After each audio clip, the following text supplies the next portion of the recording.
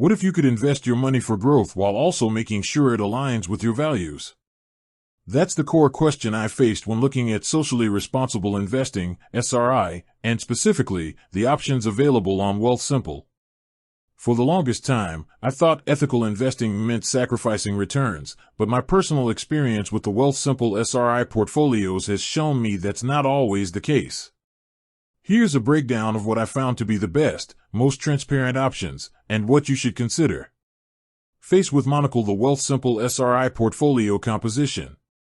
Wealthsimple's SRI portfolios aren't just one thing, they're a mix of exchange-traded funds, ETFs, designed to meet a high standard of social and environmental responsibility, which they call SRI.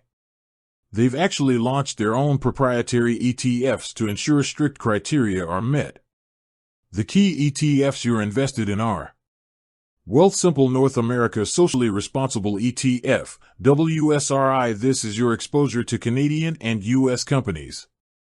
The key is what they exclude: no fossil fuels, no tobacco, no weapons manufacturing, no adult entertainment, and they even screen out the top 25% of carbon emitters in each industry. They also require a minimum of 3 female board members or 25% female representation. This is where I saw most of my equity growth come from.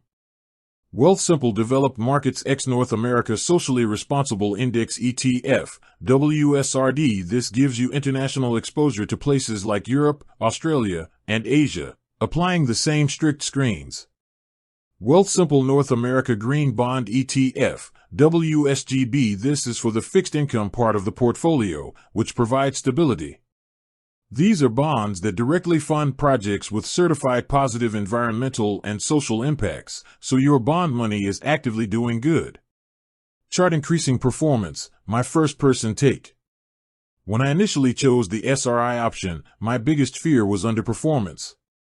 Conventional wisdom suggests that by restricting your universe of investable companies, you're necessarily going to limit your returns.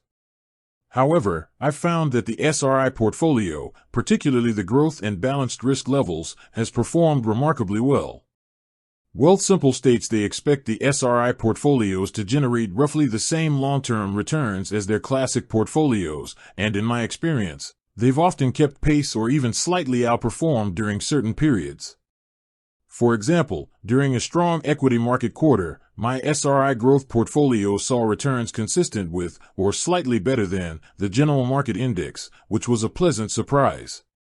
This is likely due to the companies that are included, often firms with stronger governance and future-facing business models that are naturally favored by investors.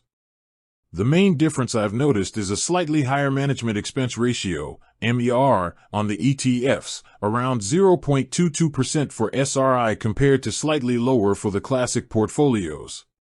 This is a small price to pay for the intense research and screening required to maintain the ethical standards. White heavy check mark: is the SRI portfolio the best? Ultimately, the best socially responsible portfolio is the one that aligns with your ethics and risk tolerance.